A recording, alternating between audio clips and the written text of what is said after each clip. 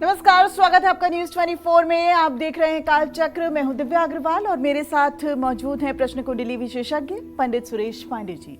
बहुत बहुत स्वागत है पंडित जी आपका। आज की बात बताएगा तिल, कल की बात बताएगा तिल, दिल की बात बताएगा तिल, राज की बात बताएगा तिल। तो तिल बताएंगे कल की बात, तिल बताएंगे दिल की बात, तिल खोलेंगे आपका हर राज, तिल बताएंगे आपका आज। जी हाँ, हम सभी के शरीर पर तिल होते हैं, लेकिन क्या आप जानते हैं कि ये तिल हमारे भविष्य, हमारे स्वभाव, हमारी खूबियों और हमारी खामियों के बारे में बहुत कुछ बयां करते हैं। क्या है शरीर पर बने तिलों का किस्मत से कनेक्शन, यही आज कालचक्र में पंडित जी आपको बताने वाले हैं। तो इस खास और दिलचस्प जानकारी को गौर से सुनने, देखने और समझने के लिए ध्यान से देखिएगा आज का कालचक्र। इसके अलावा अगर आपका भी कोई सवाल है तो आप हमें फोन कर सकते हैं। हमारा नंबर है 0120665241 तो चलिए आज की अपनी दिलचस्प चर्चा की शुरुआत करते हुए बात करते हैं उन लोगों की जिनकी आंख या नाक पर तिल होता है। ऐसे लोगों का स्वभाव कैसा होता है? क्या इन्हें जल्दी सफलता मिल जाती है या फिर इनका पूरा जीवन कष्टों में बीतता है? आइए जानते हैं पंडित जी से। पंडित जी, दिलचस्प चर्चा की शुरुआत करें उससे पहले एक वाकया भी मुझे याद आता है कि जब हम छोटे थे और कुछ गले पे तिल थे तो मैंने अपनी मम्मी से पूछा तो उन्होंने कहा कि हाँ, तुम्हें बड़े होके ना बहुत सारे 9 लखा हार मिलेंगे। तो कुछ इस तरीके से भी होता है क्या? देखो, ऐसा है, तिल का अपने आप में बहुत महत्व होता है और तिल का इतना महत्व होता है कि अगर किसी लड़की के या महिला के कंठ में तिल हो तो उसे चाहे आप झोपड़ी में भी ब्याह दें, लेकिन वो राजलक्ष्मी बन ही जाती है। उसके जीवन में वो सारे वैभव होते हैं जो लोगों के लिए अकल्पनीय होते हैं। तिल का ये असर है। लेकिन वही तिल अगर दाहिने होठ पर हो जाए, दाहिने होठ के ऊपर हो जाए, तो बदनामी पीछा नहीं छोड़ती, और बाएं होठ के ऊपर हो जाए तो अपने पति की, अपने परिवार की वो हृदय की धड़कन होती है। इस तरह से पुरुषों के भी तिल के लक्षण हैं और तिल का प्रभाव होता है। लेकिन ज्योतिष शास्त्र में जैसे कोई व्यक्ति आपके सामने नहीं है और आप उसकी जन्म कुंडली देख रहे हैं तो तिल लक्षण, मस्सा लक्षण भी होता है। आपने देखा होगा किसी किसी को ब्लैक स्पॉट होता है हाथ पे, किसी को हथेली के ऊपर ब्लैक स्पॉट होता है, किसी के पेट में ब्लैक स्पॉट होता है। तो इसको लक्षण कहते हैं। पुरुषों का लक्षण दाहिने भाग में बहुत भाग्यशाली होता है, स्त्रियों का लक्षण बाएं भाग में बहुत भाग्यशाली होता है। इसी तरह से पुरुषों का लक्षण बाएं भाग में दुर्भाग्य को बढ़ाता है, स्त्रियों का लक्षण दाहिने भाग में दुर्भाग्य को बढ़ाता है। स्त्रियों के तिल बाएं भाग में सुशोभित होते हैं, बहुत फायदा पहुंचाते हैं। पुरुषों के तिल दाहिने भाग में बहुत सुशोभित होते हैं, लाभ पहुंचाते हैं। लेकिन स्त्री हो या पुरुष, अगर पैर के तलवे में तिल होगा तो ऐसा आदमी हर समय संक्रमण करता रहेगा, हर समय भ्रमण पे ही रहेगा, चक्कर है इसके पैर में, ऐसा बोलते हैं। और ऐसा आदमी अगर हथेली के ऊपर तिल होगा तो भी हर समय मतलब कि खर्च में ही परेशान रहेगा। हाँ, मुट्ठी जहाँ तक बंद होती है उसके अंदर अगर तिल होगा तो ऐसे आदमी के पास धन धान्य की कभी कमी नहीं होगी। लेकिन अगर मुट्ठी के बाहर तिल होगा तो पैसा तो आएगा लेकिन कभी टिकेगा नहीं। और कुछ लोगों के जीभ पर, जबान पर भी तिल होता है। ऐसे लोगों की जबान काली मानी जाती है। ऐसे लोग अच्छा तो जो कहें वो भले सच न हो, लेकिन अगर बुरा कह दें तो उसे तो कोई काट नहीं सकता, वो सच ही हो जाती है। ये काली जबान होती है। कुछ लोगों को मैंने देखा भी है कि जिनके जीभ पे तिल का निशान होता है, वो चाह करके भी इसका कोई उपाय नहीं कर सकते। उसी तरह से महिलाओं के अगर नाक पर तिल हो तो वो गुस्सैल होती हैं, लेकिन नाक पर अगर मस्से का चिन्ह हो तो उनका वैवाहिक जीवन जरूर टूटता है, जरूर टूटता है, जरूर टूटता है। किसी उपाय पे वैवाहिक जीवन उनका नहीं टिकता है। या तो पत्नी की मृत्यु हो, पति की मृत्यु होगी, या तो पति के साथ संबंध विच्छेद होंगे अगर नाक पे यहाँ मस्सा है तो। मस्सा और तिल दोनों अलग अलग हैं। तिल तो है बेटा चमड़े के अंदर होता है, मस्सा जो होता है उसका आवरण जो होता है वो चमड़े के ऊपर होता है। और मस्सा समय आने पर बढ़ता भी है, लेकिन तिल बढ़ता नहीं है। तिल जो है चमड़े के अंदर होता है और मस्सा जो होता है ऊपर होता है। उसको स्पर्श करोगे तो उसका अस्तित्व तो आपको पता चलेगा। उसको हाथ से छूने पर हल्की सी त्वचा से उसकी ऊंचाई रहती है, उसको मस्सा कहते हैं। और जो चमड़े के अंदर ही होता है, जिसका रंग काला दिखाई देता है, उसको हम तिल कहते हैं। तो ज्योतिष में देखने की इसकी विधा ये है, मान लो कि दिव्या कोई सामने नहीं है, उसकी कुंडली हम देख रहे हैं, तो हमें ये देखना होता है कि इस व्यक्ति का जन्म किस दृष्काण में हुआ है। अगर प्रथम दृष्काण, द्वितीय दृष्काण, तृतीय दृष्काण, 30 अंश का एक लग्न होता है। अगर किसी का जन्म 0 डिग्री से लेकर के 10 डिग्री के अंतर्गत है तो प्रथम दृष्काण है। 10 डिग्री एक कला से लेकर के 20 डिग्री तक है तो द्वितीय दृष्काण में है। और 20 डिग्री एक कला से लेकर 30 डिग्री तक है तो तृतीय दृष्काण में है। अब ये तिल, कटे का चिन्ह या मस्सा जो होगा, अगर प्रथम दृष्काण में लग्न है तो गर्दन, कंठ के ऊपर के ही भागों में ये सारे चिन्ह होंगे।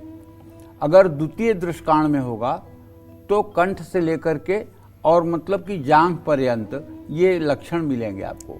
अगर तृतीय दृष्काण हो तो जांघ के नीचे और पैर के तलवे तक ये सारे लक्षण मिलेंगे। इस तरह से इसका विचार ज्योतिष शास्त्र में किया जाता है। कईयों के शरीर में तो बहुत ज्यादा तिल होते हैं। हाँ, कुछ लोगों के शरीर में बहुत ज्यादा तिल होते हैं। और अगर बाएं और दाहिने दोनों तरफ तिल हो तो सुप्रभाव और कुप्रभाव दोनों नष्ट हो जाते हैं। अच्छा, देखो, ये शरीर जो है भगवान की अद्भुत रचना है और इसके बारे में आज तक कोई ऐसा पैदा नहीं हुआ जो आखिरी बात ये कह सके कि मैंने पूरे शरीर के संरचना को या इसमें होने वाले रोग शोक को समझ लिया है। ऐसा कोई विश्व में भी पैदा नहीं हुआ है। कुछ लोगों के शरीर में बाई बर्थ गिल्टियां होती हैं, मतलब छोटी छोटी गिल्टियां पूरे शरीर में होती हैं। उस समय के साथ लुप्त भी हो जाती है। समय के साथ लुप्त भी होती हैं और समय के साथ कैंसीरियस भी हो जाती हैं। दोनों खतरे हैं। तो ये शरीर व्याधि का मंदिर है। इस शरीर में कब कौन से रोग उत्पन्न हो जाएंगे ये तो कुछ कहा ही नहीं जा सकता है।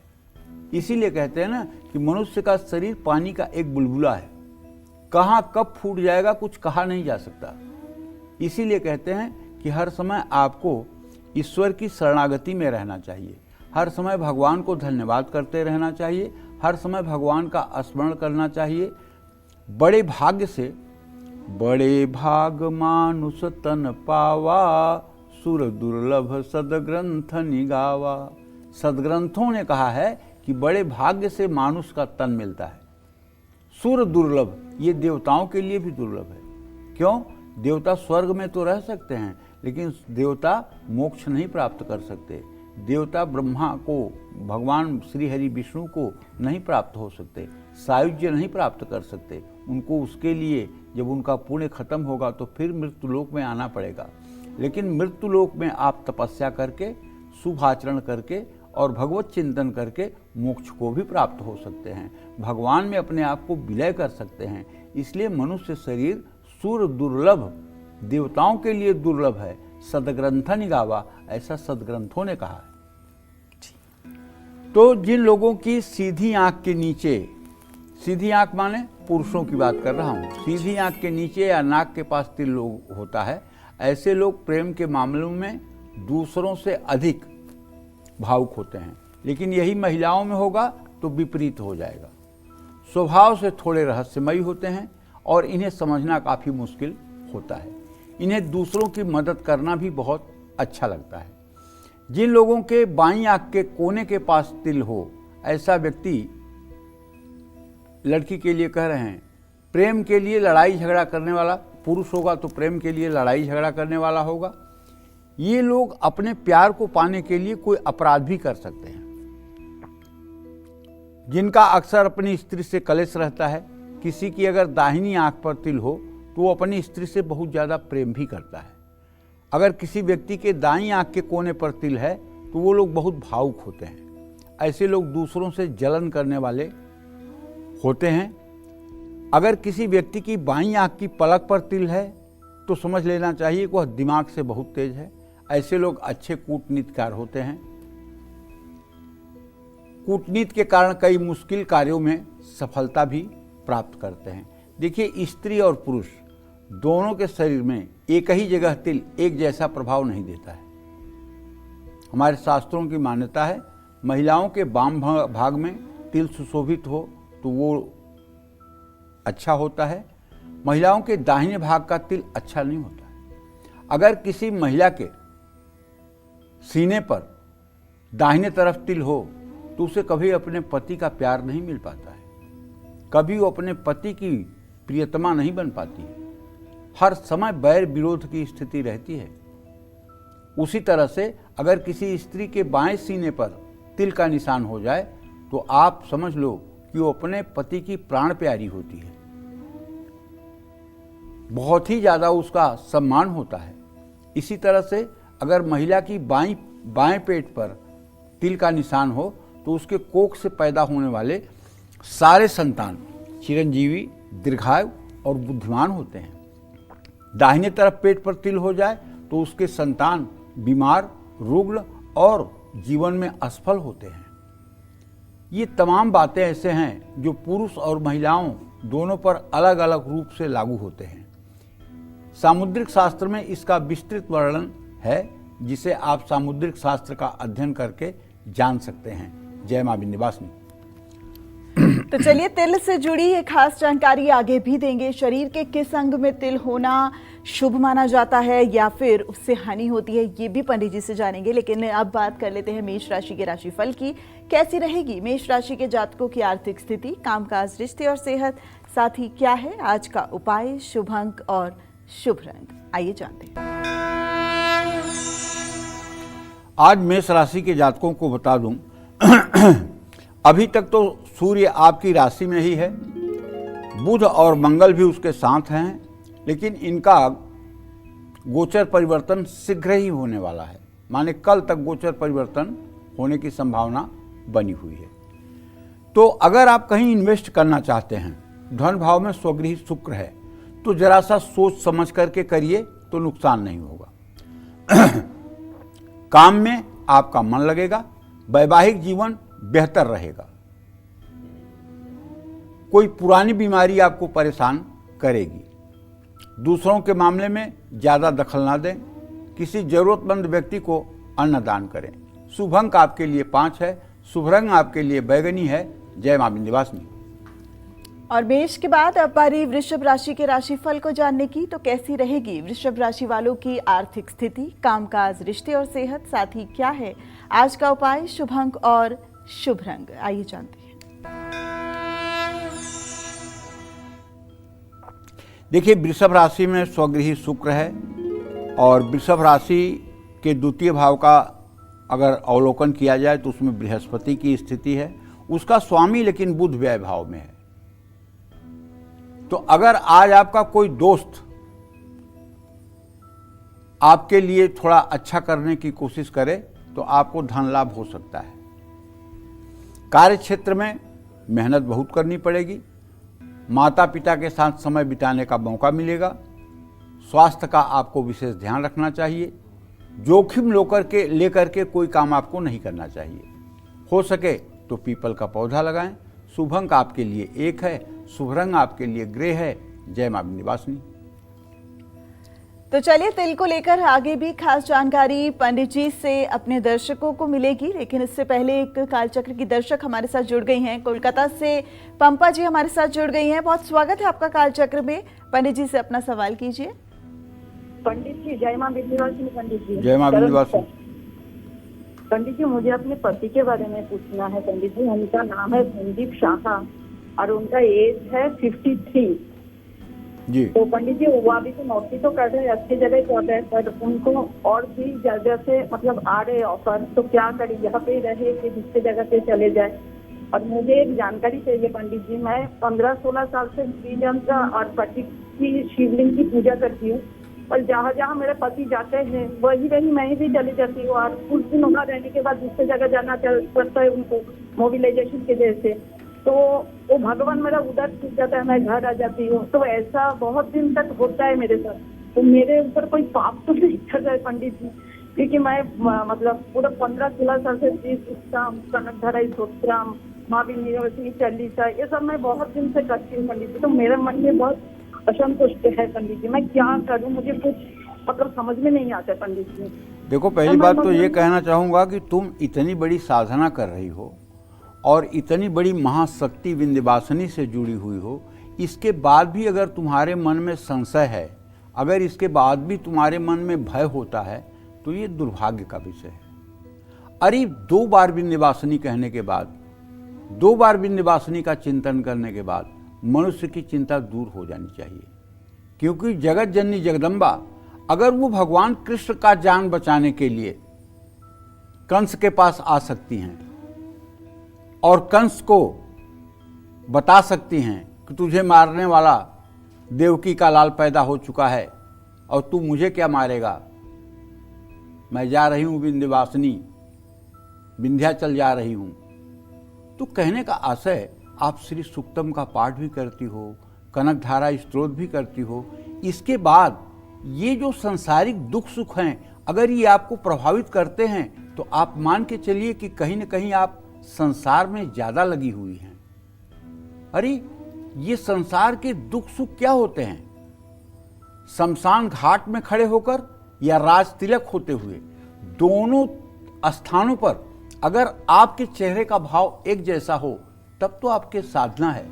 और अगर श्मशान में रोने लगे और राज तिलक का मुकुट पहनकर नाचने लगे तो फिर तो ये आपके जीवन की जीत नहीं, हार हुई। मैं आपसे कहना चाहूंगा, आप मां विंध्यवासिनी को संपूर्ण शरणागति दीजिए और जो भी जीवन में घटित हो उसमें माता की कृपा मानिए और खुश होइए और नाचिए। हाँ, आपके पति के प्रमोशन का समय 2 जून के बाद बन रहा है। ये जून में भी हो सकता है, जुलाई और अगस्त में भी हो सकता है, स्थान परिवर्तन भी हो सकता है। लेकिन जीवन है, 14 साल तक जगत जननी जगदम्बा मां सीता जंगलों में रही हैं, लेकिन कभी कहीं वर्णन नहीं है कि उन्होंने दुख महसूस किया। तो अगर कुछ ऊपर नीचे होता है उसमें प्रसन्न रहिए और आप श्री सूक्तम, कनकधारा स्तोत्र जैसे पवित्र मंत्रों का जप करती हैं, मां विंध्यवासिनी का स्मरण करती हैं। इसके बाद भी अगर आपके अंदर ये निगेटिविटी है तो मैं तो कहूँगा कहीं न कहीं से आपका या तो पूर्व जन्म का प्रारब्ध दूषित है या इस जन्म में आप पूर्ण रूपेण अपने आप को समर्पित नहीं कर पा रही हैं। विश्वास में कहीं कमी है। जय मां विंध्यवासिनी। तो क्या आपके शरीर के किसी भाग में तिल है और आप जानना चाहते हैं कि ये तिल आपको आपके कल की क्या जानकारी दे सकता है, तो आपको आज का हमारा कालचक्र का ये एपिसोड बिल्कुल मिस नहीं करना चाहिए। चलिए इसी के साथ बात करते हैं, जिन लोगों के गाल पर तिल होते हैं, ऐसे लोग किस स्वभाव के होते हैं और इनका आने वाला कल कैसा रहता है, जानते हैं पंडित जी से। पंडित जी, गाल पर तिल और अगर सीधे या फिर उल्टे किसी भी गाल पर तिल हो तो क्या वो भी अलग अलग माना जाता है? पुरुषों के अगर दाहिने गाल पर तिल हो तो ऐसा व्यक्ति बहुत अधिक काम वासना का शिकार होता है। कई बार ऐसे लोगों का झगड़ा अपने प्रेमी और जीवन साथी से हो जाता है। जिन लोगों के, पुरुषों के बाएं गाल पर कान से थोड़ी दूरी पर तिल होता है, उनकी बौद्धिक क्षमता उच्च स्तरीय होती है। इन्हें एक जैसा जीवन पसंद नहीं होता है। समय समय में बदलाव करना इन्हें पसंद होता है। किसी व्यक्ति के दाहिने गाल पर तिल हो तो वो धनवान भी होता है। यही तिल अगर महिलाओं के बाएं गाल पर हो तो वो धनवान होती हैं, अपने पति की प्रियतमा होती हैं और तमाम प्रकार की विलासिता संबंधी वस्तुओं को प्राप्त करने वाली होती हैं। होठ के बाईं ओर ठीक कोने में तिल हो पुरुष के तो ज्यादा कामुक होता है और बदनामी भी मिलती है। यही अगर महिलाओं के दाहिने होठ के कोने पर तिल का निशान हो तो ये कामुक होती हैं और इन्हें बदनामी भी झेलनी पड़ती है। ओठ के ठीक ऊपर दाईं ओर तिल हो तो व्यक्ति अपने कार्य की मौलिकता के साथ करता है। ऐसे लोग बुद्धिमान होते हैं और इनकी कल्पना शक्ति भी उत्तम होती है। जय मां विंध्यवासिनी। तो चलिए इसी के साथ मेष और वृषभ राशि का राशिफल तो हमने आपको बता दिया। अब बात करते हैं मिथुन राशि के राशिफल की। कैसा रहेगा इनका आज का पूरा दिन, आइए जानते हैं।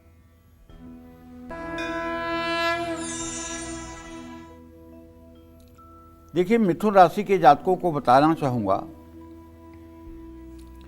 कि आपके राशि में बृहस्पति इस समय 26 अंश 40 कला पर विराजमान है।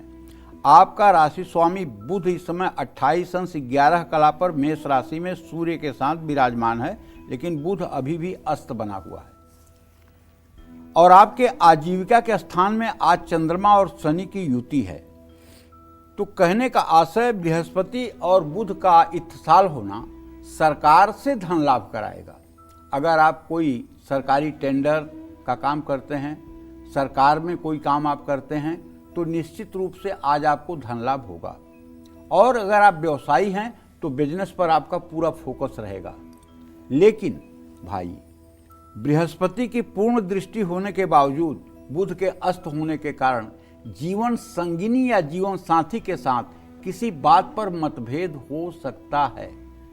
और अगर पहले से आपको स्किन डिजीज है तो वो आपको परेशान कर सकती है।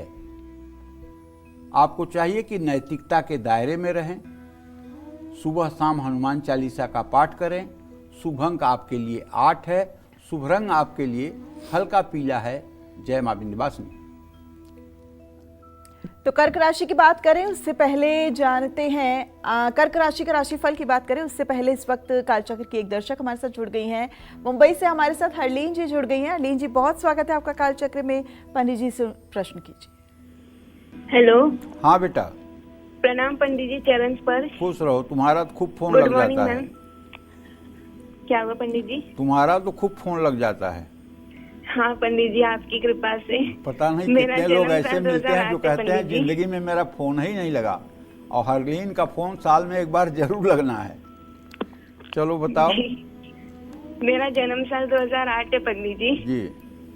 और मेरे 2 प्रश्न हैं पंडित जी। मैंने आपको फरवरी में भी फोन लगाया था, जी। तभी मैंने आपको अपने 12th के रिजल्ट के बारे में पूछा था कि वो कैसा आएगा। तो अभी रिजल्ट आया पंडित जी, तो बहुत अच्छा आया। मुझे बहुत मान सम्मान मिला आपके बताए उपाय करने से। धन्यवाद बेटा। तो अभी मैं ये पूछना चाहती हूँ कि आपने मुझे बीबीए करने बोला है, तो मुझे मेरे जो अभी मैं जो कॉलेज में 11th 12th कर रही थी उसी में करना चाहिए कि दूसरा लेना चाहिए? नहीं, कॉलेज बदलने और न बदलने में तो कोई फर्क नहीं है। लेकिन तू बीबीए एमबीए अगर करेगी बेटा, तो मैं विश्वास के साथ कह सकता हूँ कि तू बहुत ऊंचाई पे जाएगी। लेकिन बीबीए किसी अच्छे इंस्टीट्यूट से करना और एमबीए कैट के थ्रू करना, ये बात मेरी ध्यान रखना। क्योंकि तुम्हारे अंदर पोटेंशियल बहुत है, तुम्हारे अंदर ईश्वरीय कृपा बहुत ज़्यादा है। अगर तुम पढ़ाई पर जरा सा फोकस कर दोगी तो सामान्य बच्चा जो 2 घंटे में करेगा वो तुम 1 घंटे में कर सकती हो। बशर्ते इतना है कि हरलीन, जब तक विद्यार्थी जीवन में रहना तब तक अपने आप को तपस्वी मानना, तब तक अपने आप को तपस्या करने वाली मानना। मत अपने को लड़की मानना, मत अपने को लड़का मानना, और ना ही सुख और विलासिता संबंधी किसी वस्तु का उपभोग करना। सिर्फ और सिर्फ जैसे उतने ही संसाधनों का उपयोग करना जिससे जीवन का निर्वाह हो जाए। कोई वस्तु ऐसी नहीं, चाहे वो कपड़ा हो, चाहे वो श्रृंगार की वस्तु हो, चाहे वो खान पान की वस्तु हो, कोई भी चीज़ ऐसी नहीं जो लग्जरी में आती हो। बिल्कुल उसका उपयोग मत करना। जितना उपयोग करना हो वो केवल शिक्षा के ही क्षेत्र में अपने समय का उपयोग करना। आपका भविष्य मंगलमय है बेटा। मैं दावे के साथ कह रहा हूँ, आप फिर जब फ़ोन करोगी तो आप निश्चित रूप से गुड न्यूज़ दोगी और आप सफलता की सीढ़ियों पर चढ़ती जाओगी। जय मां विंध्यवासिनी। अलीन, हम भी आपके मंगलकारी जीवन की बहुत कामना करते हैं। चलिए, कर्क राशि का राशिफल जानेंगे, लेकिन थोड़ा सा इंतजार उनको और करना होगा क्योंकि इस वक्त कालचक्र की एक और दर्शक हमारे साथ जुड़ गई हैं। सासाराम बिहार से हमारे साथ वंदना जी जुड़ गई हैं। वंदना जी, बहुत स्वागत है आपका। अपना सवाल कीजिए। प्रणाम पंडित जी। खुश रहो बेटा। जय मां विंध्यवासिनी। पंडित जी, खुश आपकी रहो। बातों पर बहुत हमको भरोसा है। Good morning ma'am. Pandit ji, मेरा 2 सवाल है। पहला है मेरी बेटी के बारे में। मेरी बेटी का डेट ऑफ बर्थ है 27 जनवरी 2015 दिन मंगलवार दिन में 1:30 बजे पंडित जी हुई है। पंडित जी इसको किस क्षेत्र से हम पढ़ाई कराएं ताकि इसको सफलता मिले, और ये कौन सा एक ही पूजा कोई बताए, कौन सा ही पूजा करे ताकि वो आगे चलकर अपना लक्ष्य प्राप्त करे। और पंडित जी अपने पैर पर आगे चलकर खड़ी होगी कि नहीं पंडित जी, ये बता दे आप। और दूसरी सवाल है, मेरी मायके वाली माँ का तबीयत पंडित जी बहुत ज्यादा खराब रहता है, उसका सर में काफी सारा दर्द रहता है पंडित जी, बहुत अस्वस्थ महसूस कर रही है आजकल। पंडित जी कोई ऊपरी बाधा है क्या भूत प्रेत का, पंडित जी कुछ बता दें और उसका कुछ उपाय बता दे पंडित जी। पूजा पाठ तो अब नहीं करती है, पहले बहुत पूजा पाठ की है, अब नहीं करती है पंडित जी, अब वो ऐसा क्या करे। ठीक है, मैंने सुन लिया बेटा, आपका प्रश्न सुन लिया। आपके पुत्री भाव का स्वामी बुध है, उसके आजीविका भाव में बृहस्पति है, और अगर देखा जाए तो चंद्रमा से 10वें भाव का भी स्वामी बृहस्पति है। आप अपने बेटी को हर समय शिक्षा के क्षेत्र में ही सफलता के लिए प्रोत्साहित करिएगा। शिक्षा के क्षेत्र का मतलब ये नहीं कि प्राइमरी की टीचर बना दीजिएगा, हाँ, उसे inter college, degree college, professor, PhD, ऐसे मतलब उसके दिमाग में अभी से आपको डालना चाहिए। क्योंकि बृहस्पति की पूर्ण दृष्टि जब उसके आजीविका भाव पे है तो ऐसे लोग ज्ञानार्जन के द्वारा धनोपार्जन करते हैं, ऐसे लोग ज्ञान के द्वारा धनोपार्जन करते हैं। और ज्ञान का तात्पर्य यहाँ है लोगों को शिक्षा बांटना, लोगों में शिक्षा का प्रचार प्रसार करना। ये आपके बेटी के करियर के लिए परम कल्याणकारी मार्ग है। अभी आपकी बिटिया तो 11 साल की है, अभी तो कुछ नहीं कहा जा सकता, लेकिन इतना है कि अगर आपने परवरिश अच्छी किया और उसकी देख रेख ठीक से किया तो निश्चित रूप से ये अपने जीवन में सफल होगी, इसमें कोई दो राय नहीं है। जहाँ तक आपने अपने माताजी के स्वास्थ्य के बारे में पूछा है तो देखो, बहुत स्पष्ट सी बात है, माताजी के ऊपर कुछ ऊपरी बाधा का असर है, जिसके कारण इनको मानसिक रूप से और शारीरिक रूप से कष्ट मिलता है। अगर माताजी चाहती हैं कि इनका शारीरिक कष्ट दूर हो जाए तो माताजी को गाय का घी, शहद, चीनी और काला तिल, ये 4 चीज मिला करके 108 बार रोज सुबह सूर्योदय के समय गायत्री मंत्र से हवन करना चाहिए। अगर ये गायत्री मंत्र से रोज हवन करना शुरू कर दें तो आप देखिएगा 6 महीने के अंदर इनका स्वास्थ्य नवयुवती जैसा हो जाएगा, जैसे नौजवान लड़कियां होती हैं वैसा हो जाएगा, क्योंकि ऊपरी बाधा समाप्त हो जाएगी। और अगर हवन नहीं कर सकती हैं और ऊपरी बाधा समाप्त करना है तो उसके लिए एक उपाय है। वो उपाय ये है कि 10 बार रोज हनुमान चालीसा का पाठ करना शुरू कर दें। अगर 10 बार रोज सुबह और शाम हनुमान चालीसा का पाठ करें तो निश्चित रूप से 100 दिनों के अंदर ही ऊपरी बाधा का प्रकोप समाप्त हो जाएगा। ये भी अगर ना कर पाएं तो एक चांदी की ताबीज में, चांदी के यंत्र में हनुमान जी के पैरों पर जो तेल और सिंदूर का लेप होता है उसको किसी पुजारी से उठवा करके उसको यंत्र में भरवा करके और उसका ढक्कन बंद करके लाल धागे में गले में धारण कर लें और एक 5 मुखी रुद्राक्ष की माला गले में धारण करें, जिसे सोते जागते समय कभी न निकालें, जिसे शुद्ध अशुद्ध अवस्था में हर समय धारण करके रखें। निश्चित रूप से इससे उन्हें लाभ मिलेगा। जय मां विंध्यवासिनी। तो चलिए कर्क राशि वालों का इंतजार अब खत्म करते हैं और बताते हैं उनको आज का उनका राशिफल कैसा रहेगा, आज का उनका पूरा दिन। आइए जानते हैं। देखिए, कर्क राशि के जातकों को बताऊं कि आपका राशि स्वामी चंद्रमा इस समय शनि के साथ मीन राशि में गोचर कर रहा है, तो ये विषयोग बना हुआ है और आपके धन भाव में केतु महाराज बैठे हुए हैं। तो ऐसे में अगर आज आप किसी को पैसा उधार देते हैं तो मैं गारंटी के साथ कहता हूं वो वापस नहीं मिलने वाला है। कार्य क्षेत्र में आपका प्रमोशन होगा, पत्नी और बच्चों से सहयोग मिलेगा, सेहत में सुधार की संभावना है, वाहन सावधानी से चलाएं, किसी मंदिर में देसी घी का दान करें। शुभ अंक आपके लिए 5 है, शुभ रंग आपके लिए क्रीम है। जय मां विंध्यवासिनी। तो चलिए आपको बता दें कि आज कालचक्र के माध्यम से हम बता रहे हैं कि जिन लोगों के शरीर के किसी भी भाग में तिल है तो तिल आपके कल की जानकारी आपको कैसे देता है। तो जिन लोगों के नाक, हाथ और पैर पर तिल होता है उन लोगों का स्वभाव कैसा होता है, ये भी जानकारी पंडित जी से लेंगे। लेकिन इस वक्त पुणे से रेखा जी, कालचक्र की एक दर्शक हमारे साथ जुड़ गई हैं। रेखा जी, बहुत स्वागत है आपका कालचक्र में। पंडित जी से अपना प्रश्न कीजिए। प्रणाम पंडित जी। खुश रहो बेटा।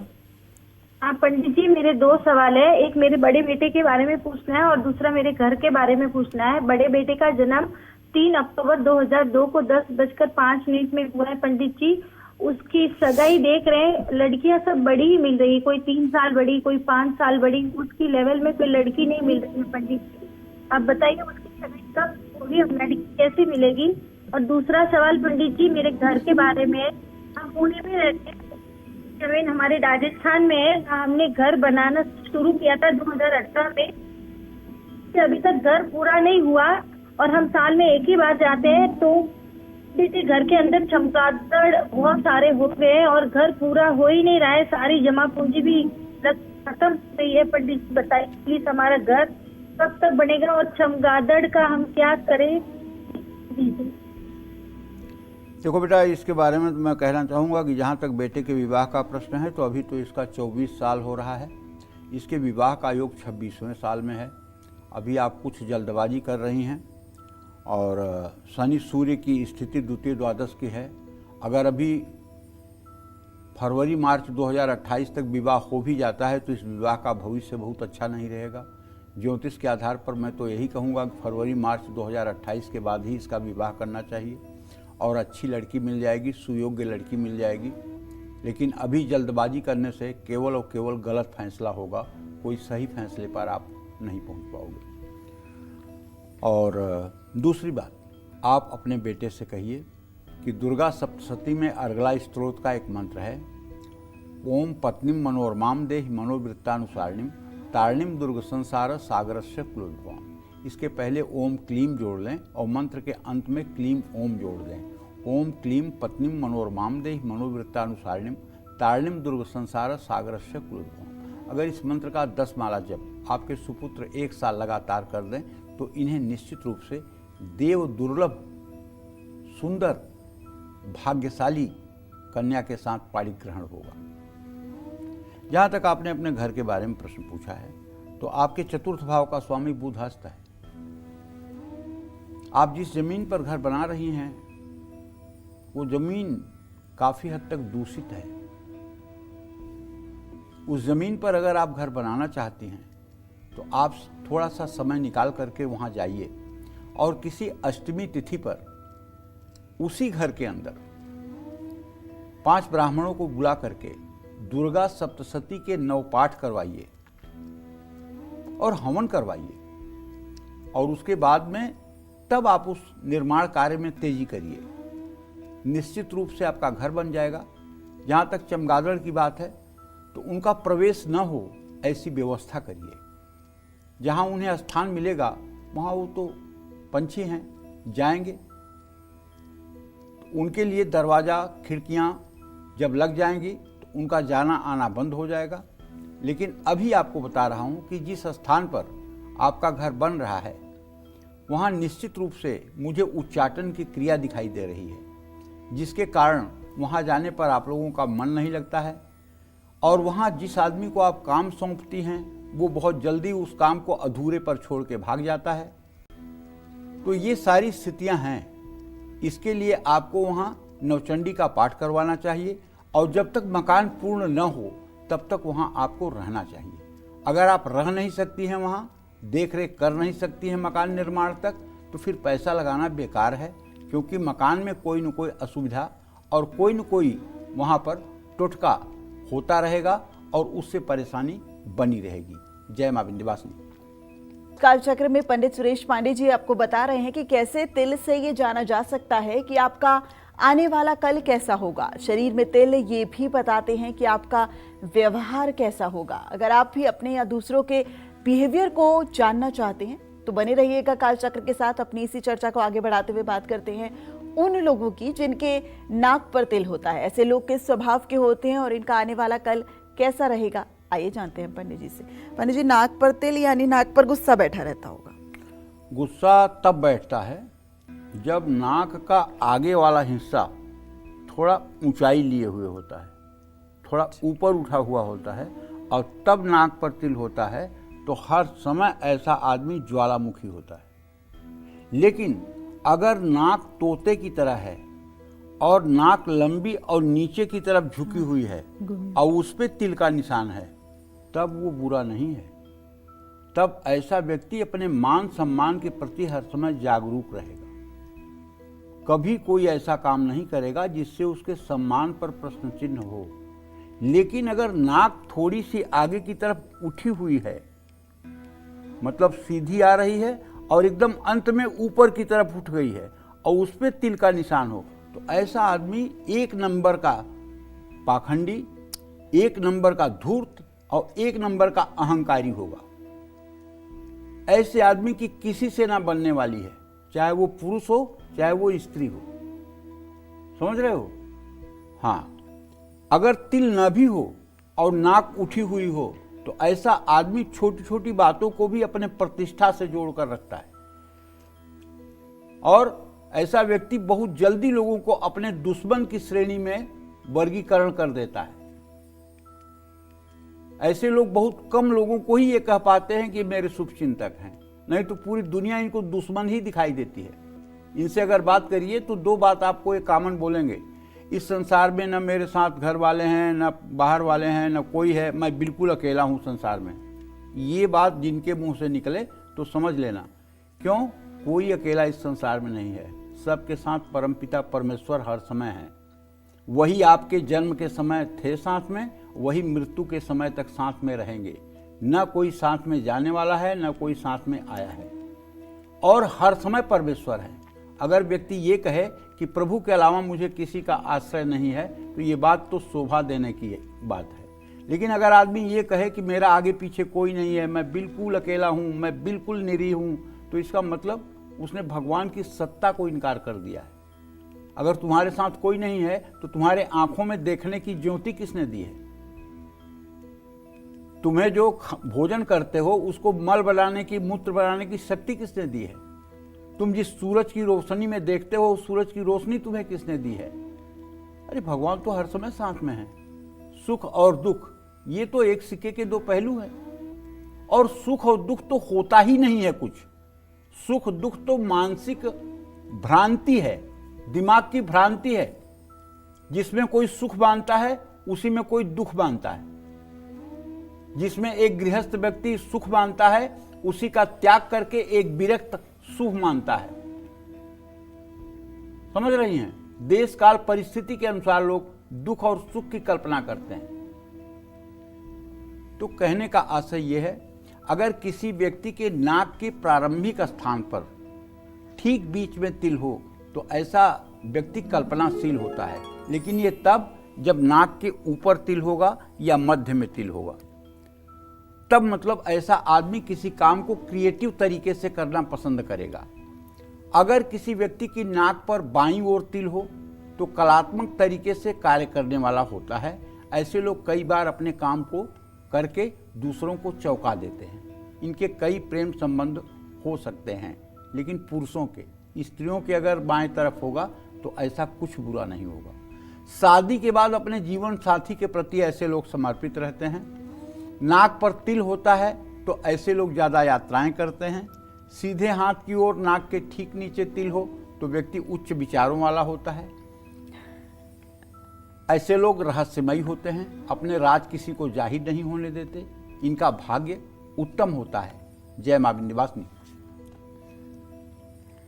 तो चलिए, तिल को लेकर ये चर्चा आगे भी जारी रहेगी, लेकिन इस बीच जान लेते हैं सिंह राशि का राशिफल कैसा रहेगा इनका आज का पूरा दिन। आइए जानते हैं।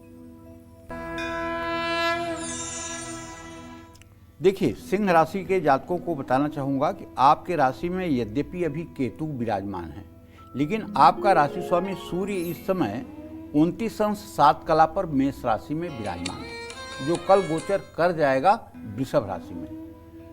और आपके व्यय भाव का स्वामी चंद्रमा, वो आपके अष्टम भाव में शनि के साथ विराजमान है। इसका मतलब घर के रख रखाव पर, घर के सामान पर कुछ जरूरत से ज़्यादा खर्च होने की संभावना बनी हुई है। लेकिन आपके भाग्य स्थान में सूर्य और मंगल की युति आपको आगे बढ़ने के संकेत दे रहे हैं। आप अपने जीवन में विकास के पथ पर आगे बढ़ेंगे। पुराने दोस्तों से आपकी मुलाकात होगी, लेकिन अगर आपकी उम्र 40 साल से ज़्यादा है तो आंख से जुड़ी कोई बीमारी भी हो सकती है। तो इसलिए अगर आप नौकरी करते हैं या व्यवसाय करते हैं तो आपको अपने वर्किंग प्लेस पर 1 मिनट के लिए भी लापरवाही नहीं करनी चाहिए। और हाँ, सूर्य को जल दे करके आदित्य हृदय स्तोत्र का पाठ करना चाहिए। शुभ अंक आपके लिए 3 है, शुभ रंग आपके लिए नारंगी है। जय मां विंध्यवासिनी। तो कन्या राशि वालों की बात करें उससे पहले एक दर्शक हमारे साथ जुड़ गए हैं। एटा से हमारे साथ रजनीश जी जुड़ गए हैं। रजनीश जी, बहुत स्वागत है आपका कालचक्र में। पंडित जी से अपना प्रश्न कीजिए। पंडित जी चॉइस पर। हाँ, सदा सुखी रहिए। पंडित जी, मेरे 2 बेटे हैं। एक बड़ा बेटा का जन्म 4 मार्च 2000 रात्रि 11:30 बजे। जी। छोटे बेटे का जन्म 11 जून 2002 को हुआ है। और इनके भविष्य के बारे में एक बीकॉम करके तैयारी कर रहा है बैंकिंग की, एक बी फार्मा कर रहा है। और इनके भविष्य के बारे में जानकारी चाहिए और मेरे भविष्य के बारे में। देखिए, बड़े बेटे का भविष्य तो अच्छा है। ये अपने जीवन में बिना आपके सहयोग के अपने पैरों पे खड़े हो जाएंगे, क्योंकि द्वितीय सप्तमेश बृहस्पति और सूर्य हैं, उनका इत्साल है। और जहाँ तक मुझे लगता है कि इसी साल जुलाई अगस्त के बाद उसके जीवन का काफ़ी हद तक भविष्य स्पष्ट आपको दिखाई देने लगेगा।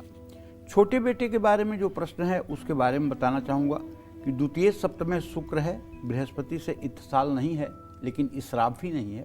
ऐसे में छोटा बेटा टैलेंटेड है, लेकिन अभी वो 24 साल का है। उसे आप क्यों ना पुलिस में, पुलिस इंस्पेक्टर में, सीआरपीएफ में, सीआईएसएफ में, ऐसे किसी विभाग में भेजने के लिए प्रेरित करें। ऐसे लोग सुरक्षा में बहुत अच्छा काम करते हैं और ऐसे लोगों का जीवन बहुत अच्छा होता है। ऐसे लोग बड़े साहसी, हिम्मती और क्रिएटिव फील्ड में दक्ष होते हैं। बहुत पढ़ने में तेज तो नहीं होते हैं, बहुत पढ़ाई अच्छी नहीं होती है, लेकिन ऐसे लोग किसी भी जिम्मेदारी को बहुत अच्छे से निर्वाह करते हैं। और छोटे बेटे को आपको कहना चाहिए कि वो मंगलवार को कम से कम हनुमान मंदिर जाया करे और हनुमान मंदिर में हनुमान चालीसा का पाठ किया करे, जिससे उसका स्वास्थ्य अच्छा रहे, उसे किसी की नज़र न लगे और वो विकास के पथ पर आगे बढ़ता रहे। जय मां विंध्यवासिनी।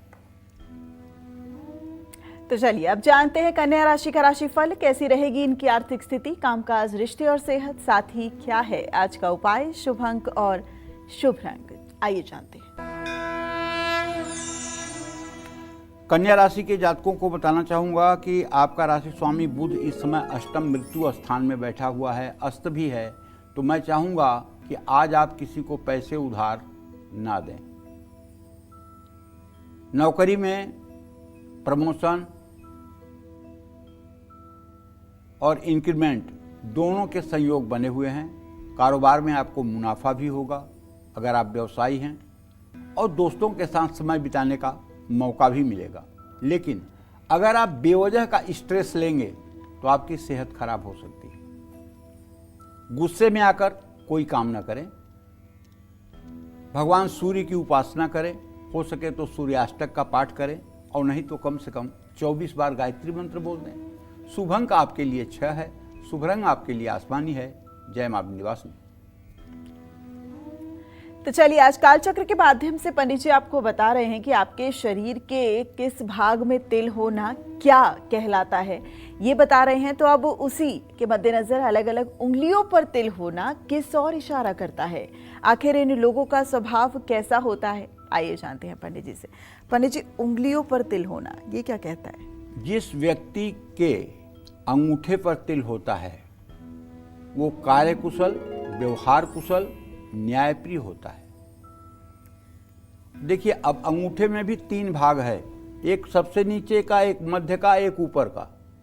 अगर नीचे के भाग में तिल होगा तो ऐसा आदमी जरूरत से ज़्यादा कामुक होगा। अगर मध्य भाग में तिल होगा तो ऐसा व्यक्ति जिस चीज़ की इच्छा करेगा उसको वो चीज़ प्राप्त हो जाएगी।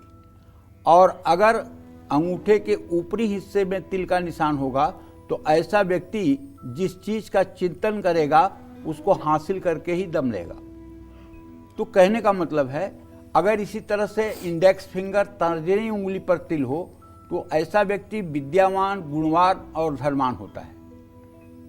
लेकिन ये तब ज़्यादा फलित होता है जब किसी व्यक्ति की अनामिका उंगली से तर्जनी बड़ी हो। प्रायः आप देख लीजिए 90% लोगों के हाथ में ये उंगली बड़ी होती है, अनामिका बड़ी होती है, रिंग फिंगर बड़ी होती है, जिसमें शादी की उंगली पहनी जाती है, शादी की अंगूठी पहनी जाती है, ये बड़ी होती है, और ये छोटी होती है अंगूठे के बगल वाली। लेकिन अगर ये बड़ी है और ये छोटी है तब आप मान के चलिए कि ऐसा व्यक्ति नेतृत्व करने वाला, और इस उंगली पर अगर तिल का निशान है तो ऐसा व्यक्ति समाज को सही दिशा और दशा दिखाने वाला होता है। लेकिन ऐसे लोगों के विरोधी भी होते हैं। जिस व्यक्ति के मिडिल फिंगर में शनि की उंगली में तिल होता है वो पूरी जिंदगी सुखी रहते हैं और उनका जीवन शांतिपूर्ण रहता है। जिस व्यक्ति की रिंग फिंगर में अनामिका उंगली में तिल का निशान होता है, जो सूर्य की उंगली है, ये लोग ज्ञानी होते हैं, यशस्वी होते हैं, धनी होते हैं, पराक्रमी होते हैं, बुद्धिमान होते हैं, विद्वान होते हैं। और अगर कनिष्ठिका उंगली पर तिल का निशान है तो व्यक्ति के पास खूब संपत्ति होती है, लेकिन जीवन संघर्षों से भरा होता है। जय मां विंध्यवासिनी। तो चलिए अब बात करते हैं तुला राशि के राशिफल की। कैसा रहेगा आज का पूरा दिन, आइए जानते हैं। तुला राशि पर सूर्य, बुध, मंगल 3 ग्रहों की दृष्टि है। तुला राशि का स्वामी शुक्र इस समय मृत्यु भाव में गोचर कर रहा है वृषभ राशि में, लेकिन आज ही इसका स्थान परिवर्तन होने वाला है। मैं आज आपको कहना चाहूँगा कि बुध की स्थिति को देखते हुए और मंगल की स्थिति को देखते हुए अगर आप कहीं पैसा लगाना चाहते हैं, चाहे शेयर में, चाहे कमोडिटी में, तो मैं आपसे आग्रह करूंगा कि आज पैसा लगाने से कहीं बचिए। आज आपके साथ ऑनलाइन स्कैम भी हो सकता है, फ्रॉड भी हो सकता है। हाँ, अगर साझेदारी में कोई काम है तो उसमें आपको लाभ मिलेगा, भाई बहनों में प्रेम बढ़ेगा। बाहर के खान पान से आपको अलर्ट रहना चाहिए, इससे आपके सेहत पर बुरा प्रभाव पड़ सकता है। किसी भी काम में आलस्य नहीं करना चाहिए। आज क्या, रोज आपको महालक्ष्मी की उपासना करनी चाहिए। शुभ अंक आपके लिए 6 है, शुभ रंग आपके लिए पीला है। जय मां विंध्यवासिनी। तो चलिए तिल को लेकर आगे भी खास जानकारी पंडित जी आपको देंगे, लेकिन इस वक्त एक काल चक्र के दर्शक हमारे साथ जुड़ गए हैं। चंदौली से आयुष जी हमारे साथ जुड़ गए हैं। आयुष जी, बहुत स्वागत है आपका काल चक्र में। पंडित जी से अपना सवाल कीजिए। हेलो। हाँ प्रणाम पंडित जी। आप सुखी रहिए भैया। हाँ पंडित जी, मेरा डेट ऑफ बर्थ है 18 जुलाई 2005 जी। मैं अपने बारे में जानना चाहता हूँ पंडित जी कि मुझे गवर्नमेंट जॉब मिलेगा या नहीं, और मेरी लाइफ कैसी रहेगी। और मेरे पिताजी हैं, उनका डेट ऑफ बर्थ हम लोग को मालूम नहीं है। वो मेडिकल का शॉप करते हैं, तो उनका शॉप कैसा चलेगा, उनके बारे में जानना।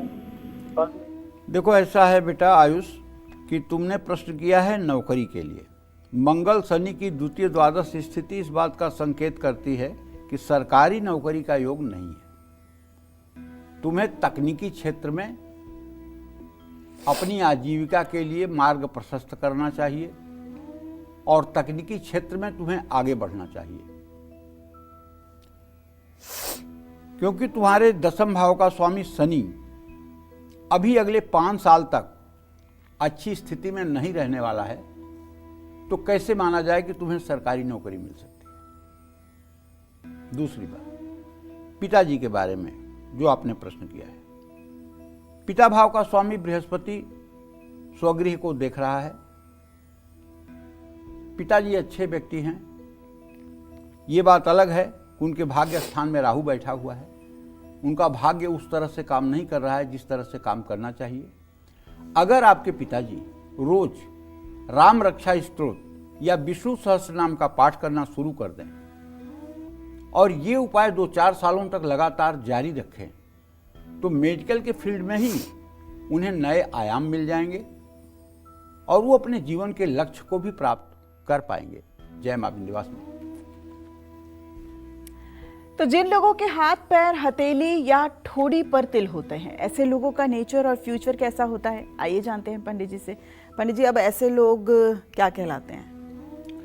देखिए, सही बात तो ये है कि मनुष्य का शरीर बड़ा रहस्य भरा हुआ है। मैं तो ये कतई नहीं कह सकता कि मुझे संपूर्ण जानकारी है मानव की, लेकिन जो शास्त्रों में इधर उधर से पढ़ा है, जो गुरुजनों के मुंह से जूठन मिली है, जो महापुरुषों के मुंह से सुना है, वही हम आपके सामने कहते हैं। ये हम नहीं दावा करते हैं कि हमारी बात आखिरी बात है। इसी तरह से अगर पुरुष के दाहिने पैर पर तिल हो और वो अंदर की तरफ तिल हो, तो ऐसा व्यक्ति बुद्धिमान और सही यात्रा करने वाला होता है। लेकिन अगर यही दाहिनी तरफ, दाहिने पैर में बाहर की तरफ तिल हो, तो ऐसे व्यक्ति की अनावश्यक यात्राएं भी होती हैं। अगर दाहिनी हथेली पर तिल हो तो व्यक्ति बलवान होता है, लेकिन मुट्ठी बंद हो जाए उसके अंदर। बाईं हथेली पर तिल हो तो व्यक्ति खूब खर्च करता है, यहाँ तक कि कभी कभी ऐसे व्यक्ति अपनी भावना के कारण अपने को आर्थिक संकट में भी डाल लेते हैं। दाहिनी भुजा पर तिल हो तो ऐसा व्यक्ति चक्रवर्ती सम्राट होता है, और बाईं भुजा पर अगर तिल हो तो ऐसा आदमी हर समय दुश्मनों के षड्यंत्र का शिकार होता है। दाहिने भुजा पर तिल हो तो ये प्रेम का परिचायक है। ऐसे लोग अपनी पत्नी से अटूट प्यार करते हैं। बाईं छाती पर तिल होने से स्त्री हमेशा किसी न किसी बात पर झगड़ा करती है। अगर किसी व्यक्ति के माथे पर तिल हो तो बलवान होता है। जिस व्यक्ति की ठोड़ी पर तिल होता है वो अपनी स्त्री से अधिक प्रेम नहीं करते। जिस व्यक्ति की गर्दन पर तिल होता है वो बहुत आराम पसंद लोग होते हैं। जय मां विंध्यवासिनी।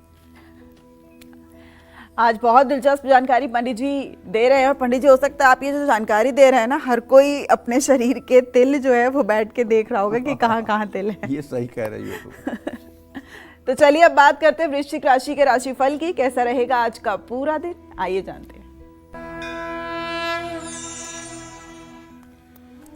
वृश्चिक राशि के जातकों को बताना चाहूंगा कि आपका राशि स्वामी मंगल इस समय मेष राशि में आपके छठे भाव में गोचर कर चुका है। ऐसे में भाई आज आपका आर्थिक संतुलन बिगड़ सकता है। कारोबार में आपके डिसीजन के कारण कुछ नुकसान हो सकता है। सगे भाई से मतभेद हो सकता है। थकान बनी रहेगी। किसी भी विवाद से आपको दूर रहना चाहिए। और आज किसी वृद्धाश्रम में कुछ दान करना चाहिए। शुभ अंक आपके लिए 3 है। शुभ रंग आपके लिए केसरिया है। जय मां विंध्यवासिनी।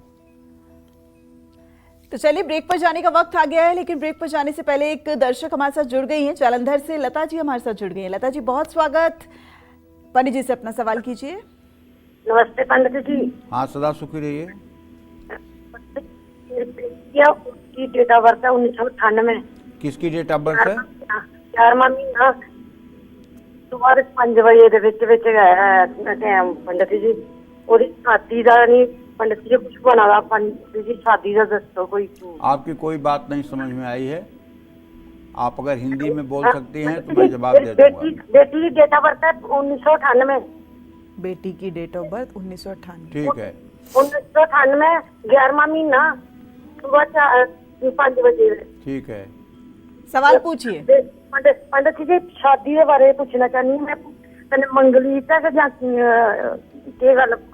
शादी का बना हुआ कुछ भी? हाँ, शादी का योग अब बना हुआ है। आप शादी के लिए अगर प्रयास करेंगी तो 2 जून से लेकर के अगले साल फरवरी तक इनका विवाह हो जाएगा। बशर्ते आप प्रयास करिए और बेटी से कहिए कि बृहस्पतिवार के दिन पीले कपड़े पहन करके केले के पेड़ में जल और हल्दी डाले, केले के पेड़ के नीचे एक दिया जलाए और केले के पेड़ के नीचे भीगी हुई चने की दाल और गुड़ का प्रसाद चढ़ाए। बाद में वो प्रसाद उठाकर किसी गाय को खिलाए। 16 बृहस्पतिवार ये उपाय करने पर उसे अच्छा जीवन साथी मिल जाएगा। जय मां विंध्यवासिनी। चलिए अब बात करते हैं धनु राशि की। क्या कहता है धनु राशि का राशिफल, कैसा रहेगा आज का पूरा दिन, आइए जानते हैं।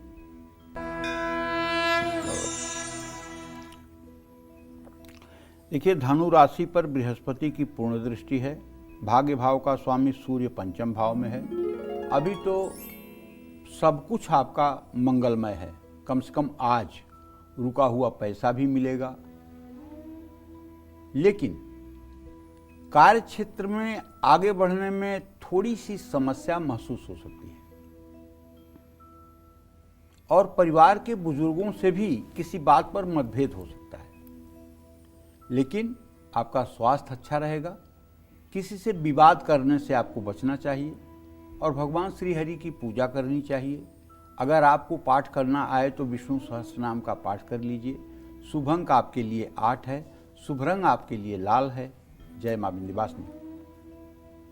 तो मकर राशि के राशिफल की बात करें उससे पहले एक दर्शक हमारे साथ जुड़ गए हैं। लल्ला पांडे जी हमारे साथ कानपुर से जुड़ गए हैं। लल्ला पांडे जी, बहुत स्वागत है आपका कालचक्र में। जल्दी से गुरु जी से अपना सवाल कीजिए। अच्छा, पंडित जी चरण छुआ। हाँ, सदा सुखी। पंडित जी, 2 बेटियां हैं हमारे। तो एक बड़ी है अक्षता, छोटी रितिका। बड़ी का जन्म तिथि है 27 जून मंगलवार शाम को 6:15 पर, और छोटी का है 11 अगस्त 2002 12 बजे दिन में। तो इन पढ़ती हैं, बड़ी हो गई हैं। किस लाइन में इनको तरक्की मिलने के चांस है सरकारी नौकरी में? चलिए मैं बताता हूँ। आपकी बड़ी पुत्री भाव का स्वामी सूर्य है और सूर्य और मंगल की स्थिति एक साथ है। बड़ी बेटी में आपके बहुत टैलेंट है और इसको आप जैसी परवरिश देंगे वैसा ये बन सकती है। ये सरकारी नौकरी में भी जा सकती है, प्रशासनिक सेवा में भी जा सकती है, और यदि इसे टाइपिंग या कंप्यूटर का कोर्स करवा दिया जाए तो ये बहुत अच्छा प्रदर्शन कर सकती है। और सूर्य और बुध की युति के कारण मैं ये कह सकता हूँ टीचिंग वगैरह के जॉब में तो ये चुटकी बजा के सिलेक्ट हो सकती है। छोटी बेटी के बारे में जहाँ तक आपने पूछा है तो लला जी ऐसा है कि अच्छी है, लेकिन इसकी सेहत बहुत अच्छी नहीं रहती है। इसको खास करके एलर्जी की बार बार समस्या होती है, लेकिन बहुत ही इनोसेंट लड़की है। इसको आपको चाहिए कि कलात्मक क्षेत्र में आप इसे आगे बढ़ाएं। निश्चित रूप से उसमें इसको सफलता मिलेगी। और अगर हो सके तो शुक्र से 10वें भाव का स्वामी चंद्रमा है। रस, रसायन, औषधि, मेडिकल से संबंधित कोई अगर इसकी एजुकेशन आप करवा सकते हैं तो उत्तम होगा। जय मां विंध्यवासिनी। तो चलिए अब जानते हैं मकर राशि का राशिफल। जानते हैं मकर राशि वालों की किस्मत आज क्या कहती है और उनका भाग्य आज कितना मजबूत है। आइए जानते हैं। मकर राशि के जातकों को बताना चाहूँगा कि आपका राशि स्वामी शनि इस समय 3य भाव में चंद्रमा के साथ विराजमान है और आपके 7वें भाव का स्वामी चंद्रमा है। तो ससुराल से कुछ आज आपको धन लाभ हो सकता है, चाहे आप महिला हैं चाहे आप पुरुष हैं। इंपोर्ट एक्सपोर्ट के कारोबारी निश्चित रूप से थोड़ा सावधानी पूर्वक अगर निर्णय लें तो ज़्यादा अच्छा रहेगा। और घर के सदस्य आपकी मदद करेंगे, रोगों से मुक्ति मिलेगी। खुद को सही साबित करने की कोशिश ना करें। मंदिर में केले का दान करें। शुभ अंक आपके लिए 6 है। शुभ रंग आपके लिए नेवी ब्लू है। जय मां विंध्यवासिनी। और मकर के बाद अब बारी कुंभ राशि का राशिफल जानने की। तो जानते हैं आज इनका भाग्य कितना मजबूत है। कुंभ राशि में राहु की स्थिति है। धन भाव में शनि है। पैसे के लेन देन में भाई सावधानी बरतिए। कारोबार में उतार चढ़ाव आ सकता है। बच्चों की चिंता सताएगी। आपकी सेहत खराब हो सकती है। अपनी जबान पर नियंत्रण रखिए। शनि मंदिर में सरसों का तेल दान करिए। शुभ अंक आपके लिए 5 है। शुभ रंग आपके लिए फिरोजी है। जय मां विंध्यवासिनी। और मीन राशि के राशिफल को जानने की अब बारी। तो जानते हैं मीन राशि वालों का राशिफल आज क्या कहता है। आइए। मीन राशि के जातकों को बताना चाहूंगा कि इस समय गोचर ये है कि आपके राशि में शनि और चंद्रमा एक साथ विषयोग बना रहे हैं। लेकिन आपके चतुर्थ भाव का स्वामी बुध द्वितीय भाव में होने के कारण, बृहस्पति से इत्तेसाल करने के कारण ये बात का संकेत है कि आज आपको माँ या अपनी सास से कुछ लाभ मिल सकता है। नौकरी में स्थिति सामान्य रहेगी। परिवार के साथ समय बिताएंगे। कमर का दर्द परेशान कर सकता है। जल्दबाजी में कोई काम मत करिए। लोगों के लिए पीने के पानी की व्यवस्था कराइए। शुभ अंक आपके लिए 6 है। शुभ रंग आपके लिए हरा है। जय मां विंध्यवासिनी। चलिए अपने सबसे स्पेशल सेगमेंट की शुरुआत करते हुए पंडित जी से जानते हैं कि खरीदारी से कैसा हमारा खजाना भरा रह सकता है। पंडित जी, खरीदारी से खजाना भरा रह सकता है या ये तो कम हो जाएगा खरीदारी? नहीं, खजाना भरा रहता है। जैसे धनतेरस के दिन आप जब भी मतलब कि कोई चीज़ खरीदते हैं, चाहे लक्ष्मी गणेश की प्रतिमा खरीदते हैं, चाहे चांदी का सिक्का खरीदते हैं, चाहे सोना खरीदते हैं, चाहे दक्षिणावर्ती शंख खरीदते हैं, चाहे श्रीयंत्र खरीदते हैं, चाहे कुछ भी आप खरीदते हैं, तो वो एक रूप से आपके घर में महालक्ष्मी के ही रूप में आते हैं। अच्छा। और जब उनकी आपने स्थापना कर दिया तो आपका कोष कैसे खाली होगा, आपका खजाना कैसे खाली होगा। तो इसी तरह से जब आप किसी शुभ मुहूर्त में, जैसे सोमवार को चावल या एक्वेरियम आपने खरीद लिया तो ये ठीक है। मंगलवार को किचन का सामान या लाल वस्तुएं आपने खरीद लिया तो ये ठीक है। बुधवार को स्टेशनरी या पढ़ने लिखने वाला कोई सामान खरीद लिया तो ये ठीक है। गुरुवार को इलेक्ट्रॉनिक सामान खरीद लिया तो ये ठीक है। शुक्रवार को पर्स या सौंदर्य प्रसाधन की वस्तुएं खरीद लिया तो ये ठीक है। शनिवार को कपड़े खरीद लिया तो ये ठीक है। रविवार को तांबे की वस्तुएं खरीद लिया तो ये ठीक है। इन सब चीज़ों से महालक्ष्मी की कृपा बनती है। जय मां विंध्यवासिनी। पंडित जी, इसी के साथ आज हमारे दर्शकों को इतनी महत्वपूर्ण जानकारी देने के लिए आपका बहुत बहुत शुक्रिया। धन्यवाद। उम्मीद करते हैं आपको आज का हमारा विषय बहुत दिलचस्प लगा होगा। कल एक फिर नए विषय और आपकी ढेरों परेशानियों को दूर करने के लिए हम उपाय लेकर आएंगे पंडित सुरेश पांडे जी के साथ। तब तक कालचक्र की पूरी टीम को दीजिए इजाजत। नमस्कार।